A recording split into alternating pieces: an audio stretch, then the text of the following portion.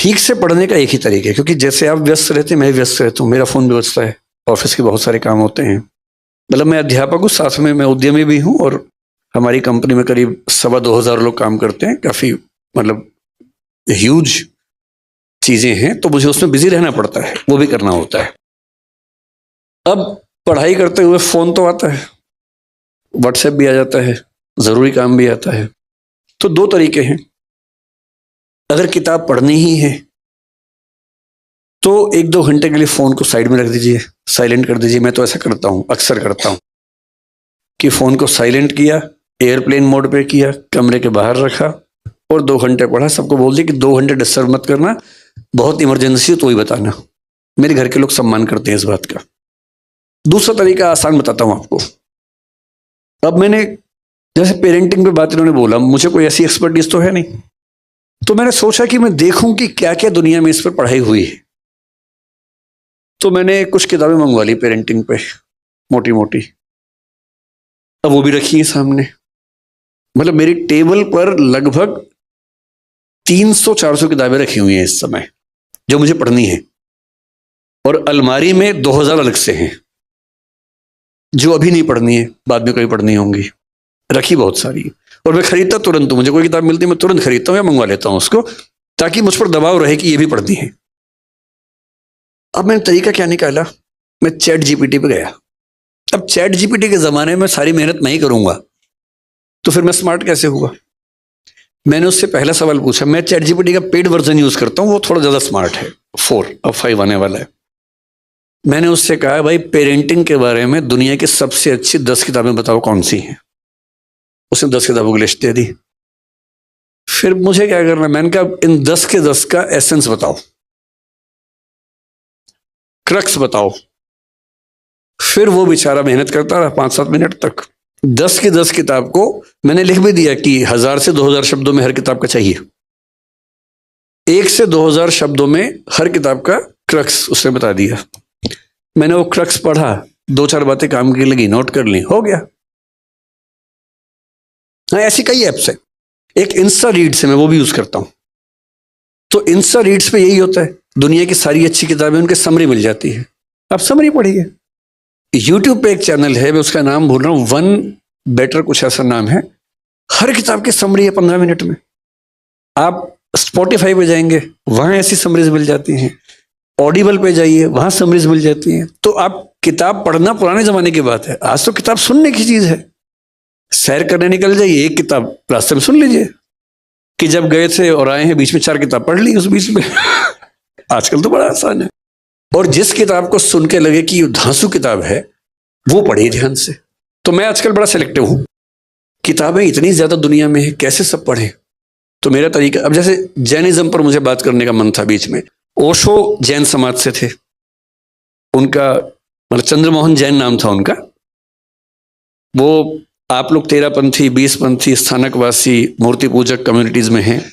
वो दिगंबर जैन में 13पंथी, 20पंथी के अलावा एक और कम्युनिटी है जिसका नाम तरणपंथी है। आप में से कितने लोग जानते हैं मुझे नहीं पता, उसका नाम बहुत कम लोग जानते हैं।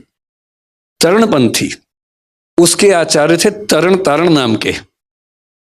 उन आचार्य पे उन्होंने अपनी सबसे पहली 2 किताबें लिखी ओशो ने। ओशो की पहली स्पीच 1965 में स्वामी तरण तारण के बारे में है। ओशो के आश्रम में जो नग्नता आप देखते हैं, उसका मूल असर दिगंबर परंपरा से आ रहा है।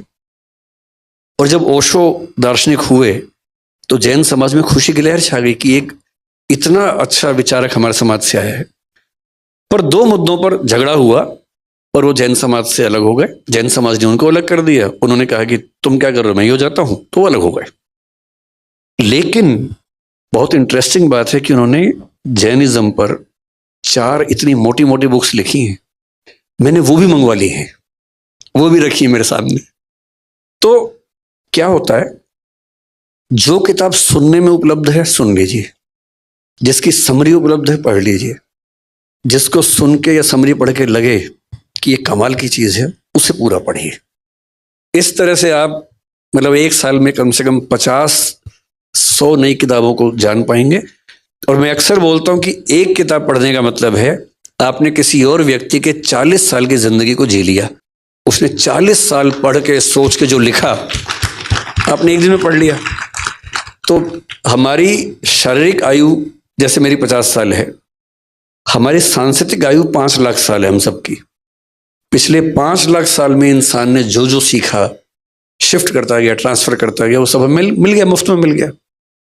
और जिसने हर साल 100 किताब पढ़ ली है, सुन ली, 40 मान ली एक को, तो हर साल 4000 साल का हो रहा है वो आदमी, विजडम में, समझदारी में। तो किताब सुनिए, पढ़िए, समरी पढ़िए। विकास सर, आपने सबसे पहले कहा कि हमको बच्चों में खुशी ढूंढनी चाहिए जी, हर चीज के अंदर में खुशी होनी चाहिए। आज का बच्चा अपने दुखों से दुखी नहीं है, पड़ोसी के सुखों से दुखी है। कंपटीशन में मेरे पास मारुति है, तकलीफ नहीं है, उसके पास में ओडी है, तो वो अपनी मारुति छोटी लगती है।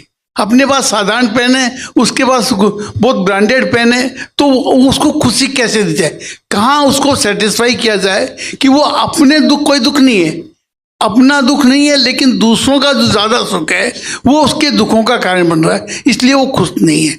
और हमेशा आदमी भविष्य के लिए सोचता है, भविष्य कब आता है पता नहीं, वर्तमान भविष्य के लिए खो देता है, और भविष्य आता कब है यह पता नहीं। 80 साल में भी वो भविष्य के लिए काम कर रहा है, वो भविष्य कब आएगा उसमें इंसान फंसा हुआ है। इसके बारे में आपका क्या चिंतन है? सर, पहली जो बात है, 2 बातें हैं। पहली बात आपने कहा कि आज के बच्चे दूसरों के सुख से दुखी हैं। दरअसल ये बात जितनी बच्चों पर लागू होती है उतनी हम पे भी लागू होती है। ये बात तो हर पीढ़ी के लिए है। तो ऐसा नहीं कि बच्चे ही दूसरों के सुखों से दुखी हैं, हम लोग भी होते हैं। पर बच्चे गहराई में समझ नहीं पाते क्योंकि वो छोटे हैं, उनका भी विचार करने का कौशल उतना नहीं है। 30-35 की उम्र के बाद धीरे धीरे हम समझने लगते हैं कि जो है उसमें खुश होना सीखो, हर चीज नहीं मिल सकती है। तो मेरे ख्याल से बच्चों को समय दीजिए, समय आएगा तो वो इन बातों को समझेंगे कि हर चीज जीवन में नहीं मिलती है। और इसका तरीका जो अच्छा होता है वो ये, आपके समाज में उतनी दिक्कत नहीं होगी क्योंकि धन की उतनी दिक्कत नहीं है, लेकिन जिन परिवारों में होती है उनका तरीका ये होता है कि मान लीजिए आपका बच्चा कहे कि मुझे एप्पल का फोन चाहिए, और फादर की इनकम बेचारे की महीने की 50,000, 60,000, 70,000 रुपए है, एप्पल का फोन कैसे दे? तो 2-3 तरीके हैं। पहला ये कि डांट के भगा दे उसको, दूसरा ये कि पैसा उधार लेके एप्पल का फोन दे। दोनों तरीके गलत हैं। तीसरा तरीका ये कि उसको बिठाए साथ में और बोले कि देख बेटा, ये है मेरी सैलरी 70,000 रुपए, ठीक, ये आया पैसा, इसमें टैक्स लग गया 7,000 रुपए, 63,000 रुपए हैं, बैंक का लोन है 11,000 रुपए, अब बचे 54,000 रुपए, 52,000 रुपए, घर का खर्चा ये है, तुम्हारे स्कूल की फीस ये है, तुम्हारी बहन के स्कूल की फीस ये है, कपड़ों का खर्चा इतना है, बिजली का इतना है, पानी का इतना है, इतना बचा है, इतना पैसा खर्च करता हूं म्यूचुअल फंड में या शेयर्स में, ताकि जब तुम बड़े हो और तुम्हें अपनी फैक्ट्री लगानी हो तो उसके पैसे इकट्ठे हो सके। अब तुम ये बताओ कि इनमें से कौन सा खर्चा काट के तुम्हें एप्पल का फोन दिलवाऊं? मैं आपको गारंटी दे रहा हूं कि वो खुद मना कर देगा कि पापा मत दिलवाइए। समझाने की बात भी तो है ना, केवल डांटने से या मना करने से क्या बात बनेगी?